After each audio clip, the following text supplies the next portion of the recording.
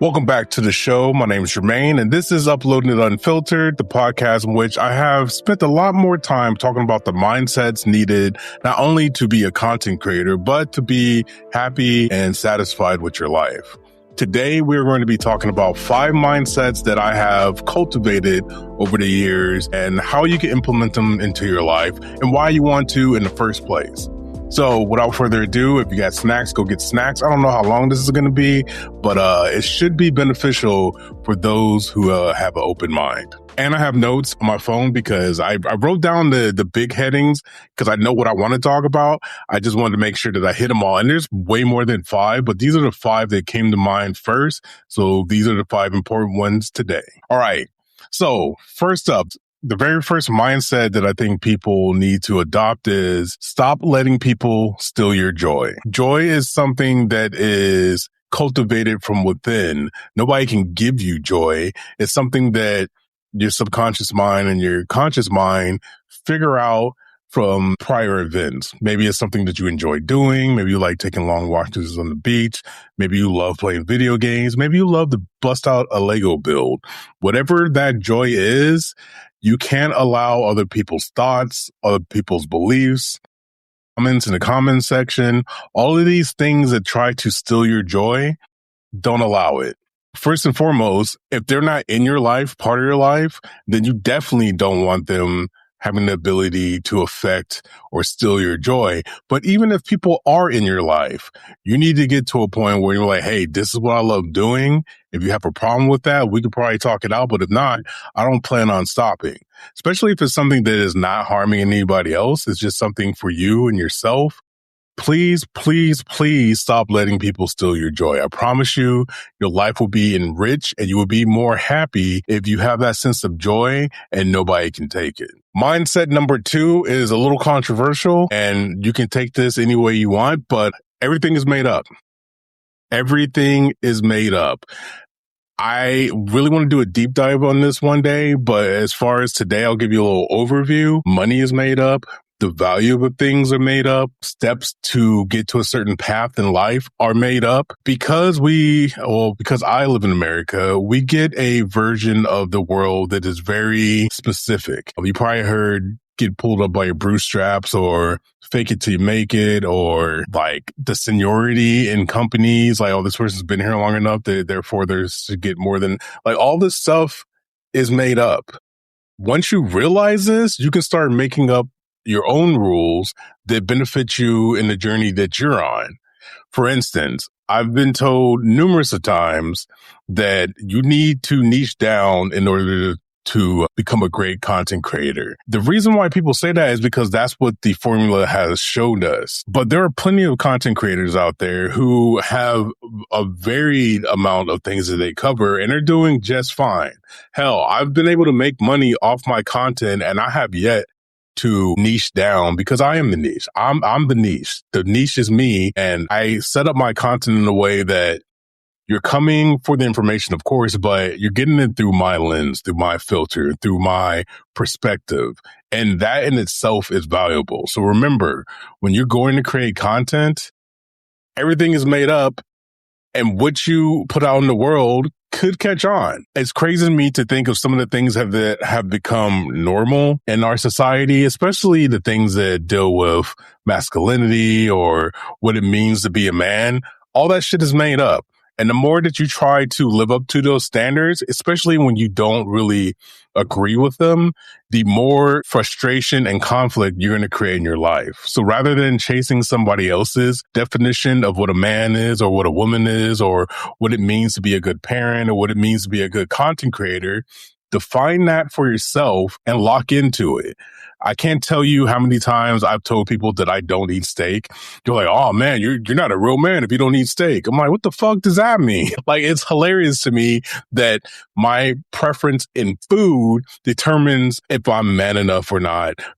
I don't give into those silly thoughts. So every time something like that comes up, I just laugh it off and keep it moving. So number 2 is remember that everything in this world is made up and we have the opportunity to define what things mean for ourselves and move forward with that information. Number 3 is stepping outside of content creation, but This goes for any relationship that you have, that you want to keep, that you want to invest in, that you want to reap the benefits of what relationships bring to the table. Marriage and friendship and all these other things all depend on one crucial factor. And I believe that the quicker you can become open and honest, like fully open and honest with your partner, with your friends, with people that you actually care about, the better off you will be in life. Rather than trying to live up to what your partner thinks you should be, because I guarantee you there is a version of you that lives in their head. And when you stray away from that version, that's when issues pop up. That's when frustration kicks in. That's when anger can seep in, because you're doing something outside of what they think you should be doing. Open and honest, while it's hard to get there, is the best policy for any relationship. And I'll speak specifically for marriage, because once I got to the point where I was fully open and honest with my wife, everything has flourished. No longer am I tiptoeing around things that I want to do or things that I want to talk about. No, I talk about them because that's who I am. The more authentic you can be, specifically with your partner, the better off your life is going to be. Simple as that.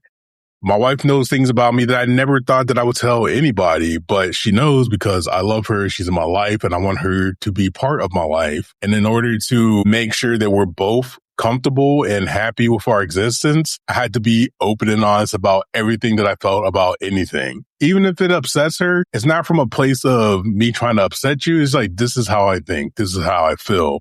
And I got to tell you, life has been that much more better because I have got to the point where I'm super open and honest with my wife and vice versa. There's no lies. There's no hidden things that, oh, I'm too embarrassed to talk about this. Embarrassment is a whole nother thing. I'm not even going to get into that, but embarrassment is also made up.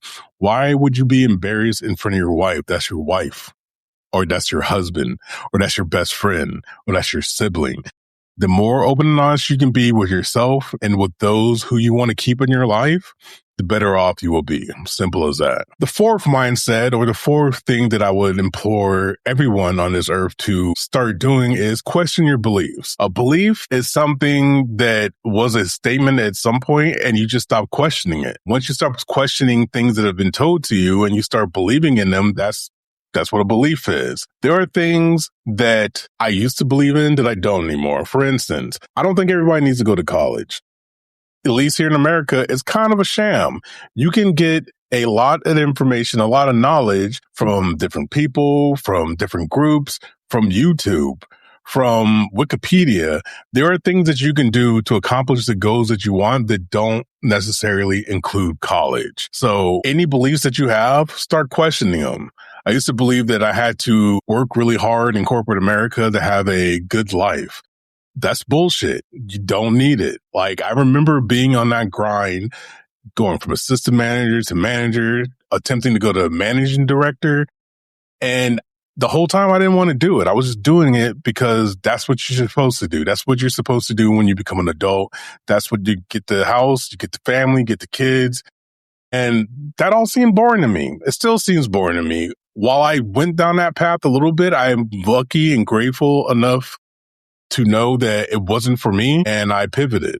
I made some different moves, and my life is amazing. I flourish in this world. My family is doing amazing. We get to do dope shit together, and I want that for everybody. So the more people that I can get to realize that, hey, if this path that you're on is not something that you are wholeheartedly enthusiastic about, then maybe start looking elsewhere. There are reasons why people stay on that path, because fear of failure or just fear of not doing the quote unquote right thing. But those are all things, again, are made up, and you can be creative and think your way out of a lot of things. I promise you. Number 5, and this one is very important.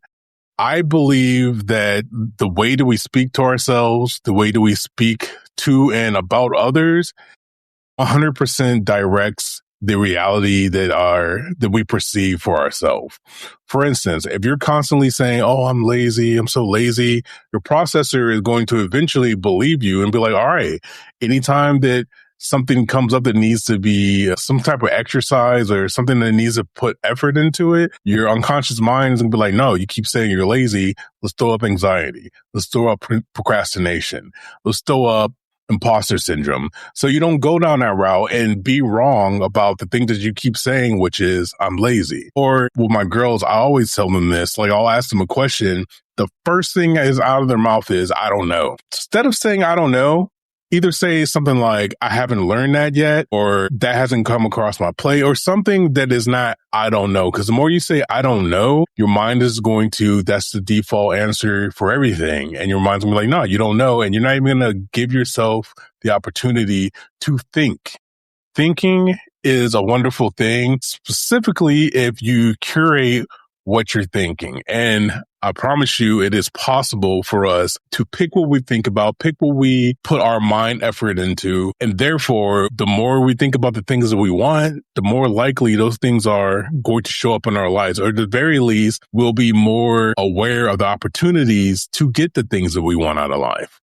So rather than pondering or worrying about what you don't want, we'll say you were going on vacation. This is always my favorite one because a lot of people do this. Oh, I'm about to go on vacation. Oh, I hope the hotel room's clean. Or hope the airport's not crowded. I hope that we don't get our baggage lost. Why? Like, if you were under the belief, like I am, that the more we think about something, the more it has the opportunity to interact with our emotions, why worry about something that you don't want? Especially if you're not a mind reader or a future teller, start worrying about the things that you do want. Like, we're going on a cruise here in August. I'm just thinking about all the food that I want on the boat. Like, they're going to have escargot. They're going to have great drinks. It's not going to be super loud. Our room's going to be immaculate. Like, I'm thinking about all the things that I want and the things that I'm looking forward to. That way, in the present time, as I'm thinking about those things, I'm getting energy from it. I'm getting excitement. I'm getting anticipation. I think people are afraid to be wrong about the things they want. And I think the word that I'm looking for here is disappointment. People don't like to feel disappointment. And if you look at disappointment as an opportunity to learn a lesson and pivot and do something different next time, don't allow it to let you get upset. Don't allow it to steal your joy. Use it as an opportunity to redirect. Be like, okay, I did this last time. It didn't pan out the way I wanted. Let's try this next time. Simple as that. Language is a filter that is used to paint our world, to paint our reality. So the more negative words you have floating around your head, the more negative words you have coming out your mouth, the more negative the worldview you will have that is being painted by what you think of what you say. So I try my hardest to only speak life into the things that I want. I don't really worry about the things that I don't want. And when I do have that feeling of, oh, I don't really want to do that, I've gotten to the exercise of catching it and reframing it to something that will benefit me more in the future. I've done it with my daughters. They've been doing this since they were like 6 or 7. So when they get to become adults, that need to always bring up negative things, that need to always focus on the things that we don't want, I'm hoping, fuck hoping, it will not be there. It might pop up, but they'll have the tools to shut it back down. And that is one of the big reasons why I started Rating Reflections, because I see so many people putting themselves in situations that they can work themselves out of. The more that you're like, oh, I'm lazy or oh, I'm not good at this, or I don't know how to do that. Yes, you may not know how to do it at the time, but by simply saying, I haven't learned that yet, you're giving yourself an opportunity to learn it and not causing yourself an anxiety or anything else because you don't know it. The more nicely we talk to our subconscious mind, meaning anything that we say out loud that our subconscious mind is picking up, the better off we're going to be in the long run. Simple as that. All right.